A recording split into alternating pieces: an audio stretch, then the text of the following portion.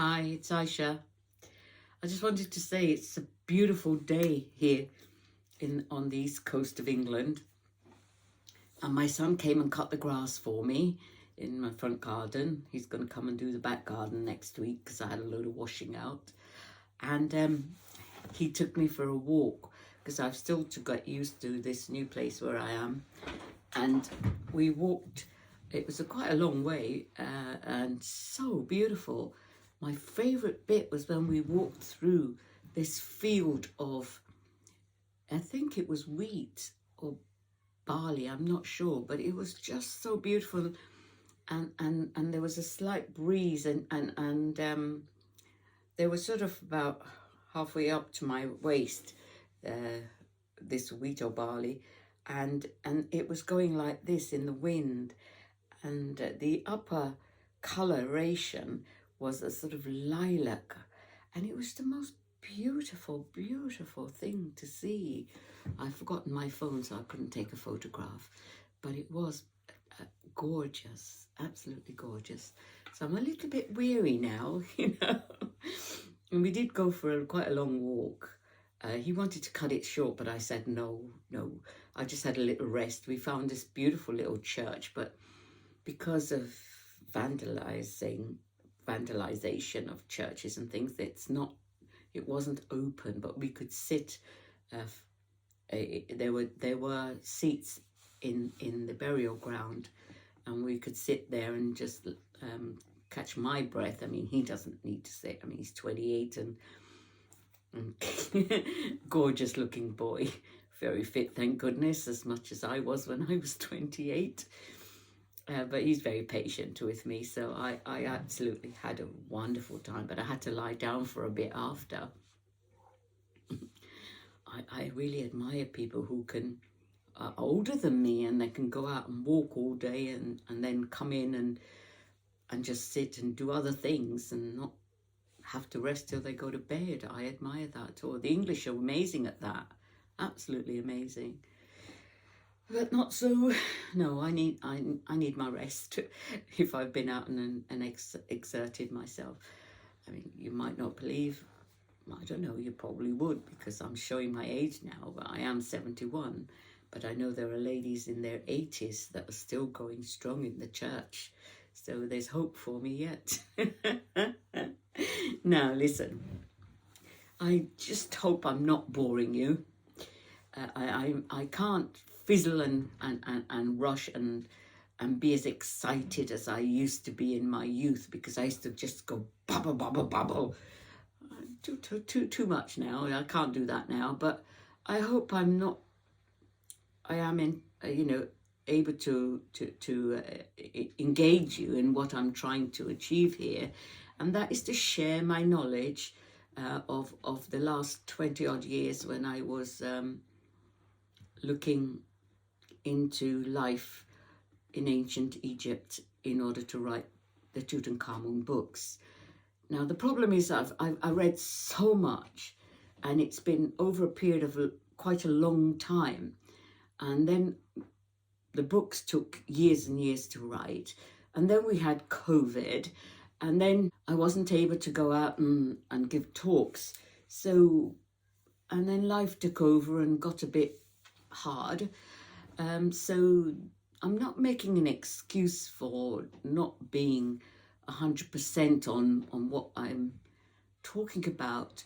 I'm just saying that it's starting again is hard, but I know, because I love it so much and I love talking about it, I know that I will get better at this, and you just need to bear with me if you would.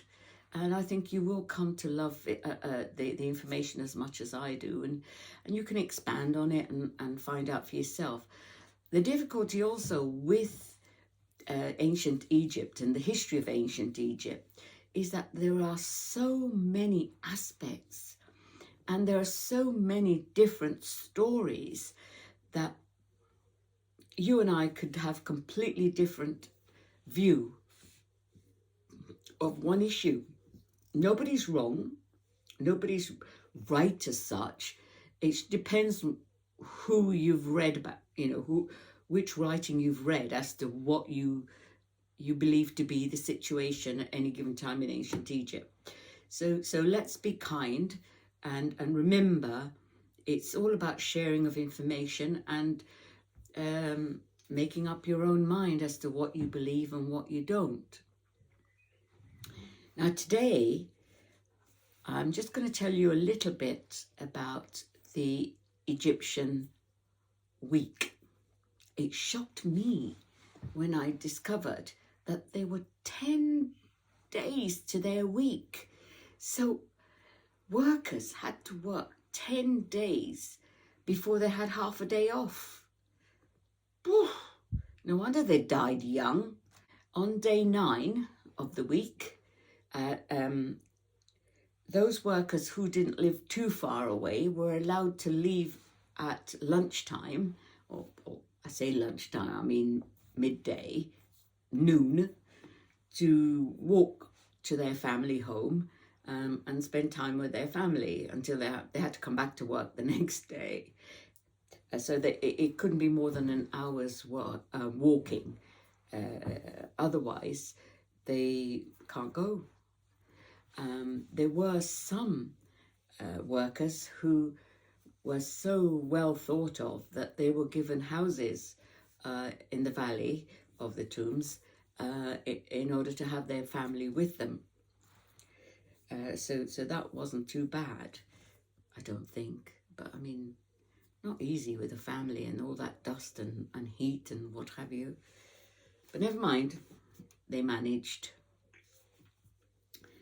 Now, the thing that interested me, and I've only given you one or two here, is the book of excuses when people miss work.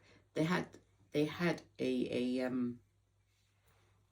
I don't know what you call it, I suppose a clerk, who had the job of making sure that if an individual missed a day that from work, that their reason was given and written down in a book that was kept for that purpose. And the most common reasons given was a sick donkey, having to stay off to look after a sick donkey. Now, I thought that was hilarious to start with, until I realized in ancient times, if you had a donkey, you were doing all right.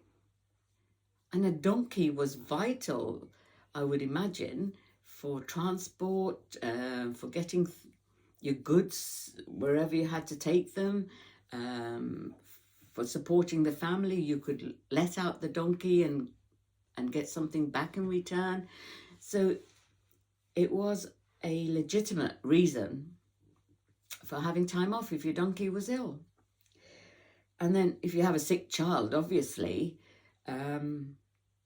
you haven't got a choice, I'm not sure. I think hygiene was so poor among the poor that infant mortality rate among the poor was very high, as was the death rate due to pregnancy and childbirth. And the last one that I thought I'd share with you is some would miss work because they had to make the family beer. Now again, I thought that you need to make beer. But if you remember what I've just said earlier about beer was a staple diet of the poor. So without beer being available, their children would have nothing to eat. So hence you see the importance of that. The tomb workers had to give those reasons, had to give reasons for being away. Now, the other thing it was interesting, and it's very, very detailed, I will just give you an overview here, is leisure time. You didn't have, obviously, much leisure time, but what leisure time you did have, for example, if you had your family with you, that you could, if your family weren't with you, you could go and visit your family. You can work on your own family tomb, and if you're an artisan, you could make utensils or little statues, and you could barter with them if it was made from your own material that you acquired. If you used material from your work, then it wasn't yours to sell. So, but I'm sure that people found a way around, you know, things that were left over, possibly. The bartering system existed. So you could go, if it was yours, then, and you made it with your own stuff and your own skill, you could barter with it in the marketplace or with others, and perhaps increase your family's position financially. Not financially, but I mean, get goods, buy food or whatever with that. Now, there were two types of workers that was very much appreciated, especially in the Valley of the Kings and Queens. And those were artists and artisans. Now, artists, much like today, the ones that were really, really good, the best, could acquire great wealth because they could sort of more or less name their price. And they were highly favoured and were head and shoulders in higher regard than artisans. Both are quite difficult things to do, but there we are. But like Leonardo's time, Leonardo da Vinci in Italy at the Renaissance, works of art were a product of collective effort. So you'd have the master, Leonardo, setting out what needed to be done, actually working out what will be in the painting, and then you'd have other artists carrying out his instructions for actually painting the work, because he couldn't do all of it by himself. And it was the same for the Pharaonic times. You know, the master painter would set things out, and they worked it out on a grid, and then they would set it out on in situ, and it was absolutely well organized, you know. And we still follow that theme today. Different colors. It'd be in one color to start with, and then it would be checked, and if there were any corrections, it'd be in another color, like black, red and green, something like that. And we still use that system now in the legal field. Maybe not so much today, but when I started, you know, so if you've got a contract and you send it off, the original contract, and then they will make amendments in red, and then it'll come back, and then you will say whether you agree or not and make amendments in green and that sort of thing. So it's amazing what we have acquired from the past that we carry on using today. So anyway, as I said, artists were highly prized, and especially so were sculptors. Now, if you know, remember that the pharaohs were really wild about making big statues of themselves and monuments to themselves. So sculptors were always busy. And I don't know if you know, but Tutmosis, who was the artist, the sculptor in Akhenaten's court, and he was the one that created that famous bust of Nefertiti with her long neck and her beautiful face. That bust was found in Amarna. It's just incredible, isn't it? And I deal with that in my second book about how that bust came about to be made, which I think you might enjoy. So sculptors their working methods were really well documented, unlike any other workers' system of working. I don't know why, but it may be that others could learn from it. Amenhotep III, who was the father of Akhenaten, grandfather of Tutankhamun, he was known as the Great Memnon, and he had this enormous statues set up to himself, and he's the only pharaoh, as far as I'm aware, who had his wife shown in exactly the same size statue beside him. He loved her so much, and he admired her and cared about her so much that he had to show to the world that she was equal to him. Whereas if you look at statues of Akhenaten, apart from being a bit of a weird shape, and there's lots of information out there about why they think that he was that shape,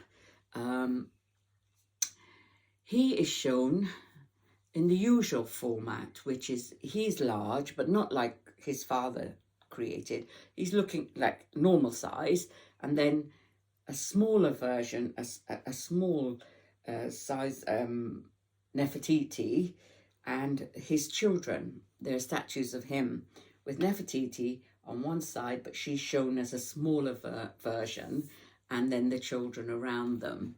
What kind of equipment did sculptors use in their work? I'll tell you that next time. Thank you for listening. Here's Aisha signing off.